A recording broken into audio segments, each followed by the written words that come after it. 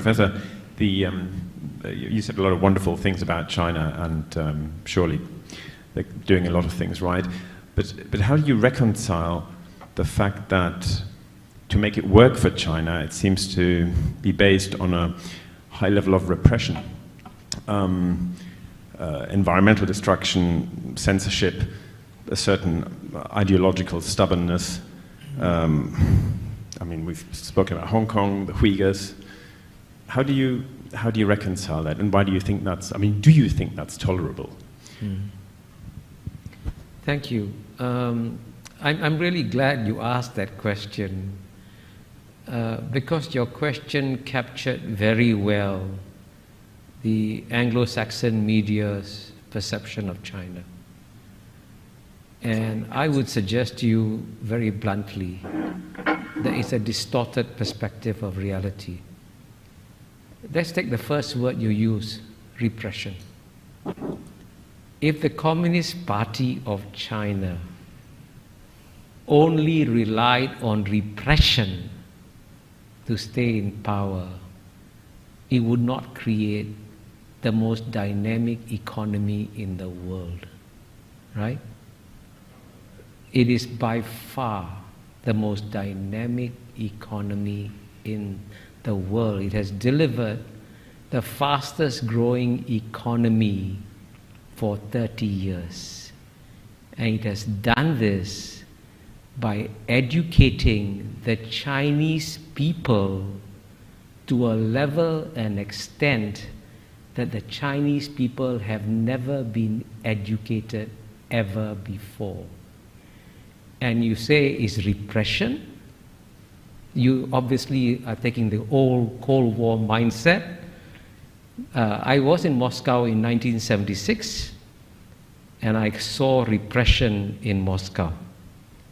And when I was in Moscow, the Soviet citizens were not allowed to travel outside the Soviet Union. That's repression. In the year 2019, 139 million Chinese left China freely. Guess what? Zero defectors. 139 million Chinese, right? That's twice the population of the UK. Went back to China.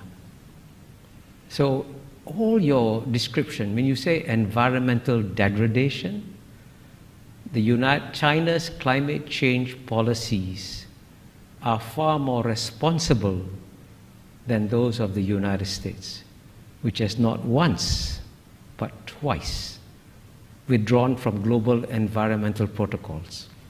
Kyoto Protocol, the Bush administration left 8 years. Paris Accords, Trump administration left 4 years. And you know what? The reason why we're having climate change today is not because of new flows of greenhouse gas emissions from China and India. It's because of what the Western countries have put in the atmosphere since the Western Industrial Revolution. Get the data. The single largest contributor, cumulatively, right, is number 1, United States, number 2, Europe, number 3, China. Right? And the West wants China to pay an economic price for the current flows, but the West doesn't want to pay an economic price for what it put in the atmosphere. You want to deprive the Indians of electricity when the United States could just, by the way, if the United States could impose $1 a gallon tax, that would save the world. Cut down gasoline consumption, raise money for investment in green technology. Simple solutions. And by contrast, the largest reforestation program in the world is carried out by China. It has already reforested an area the size of Belgium or bigger, right? So all your descriptions capture the natural distortions of China that you get in the Anglo-Saxon media, which violate the rules of the Enlightenment, which say that you must be rational, calm, and objective, especially in understanding your adversary. And if the Chinese were as stupid and as incompetent as you describe them to be, don't worry about them. But I can assure you, you are now dealing with a far more intelligent and rational actor that doesn't fit any of the Anglo-Saxon categories that you applied to them. Please forgive my bluntness.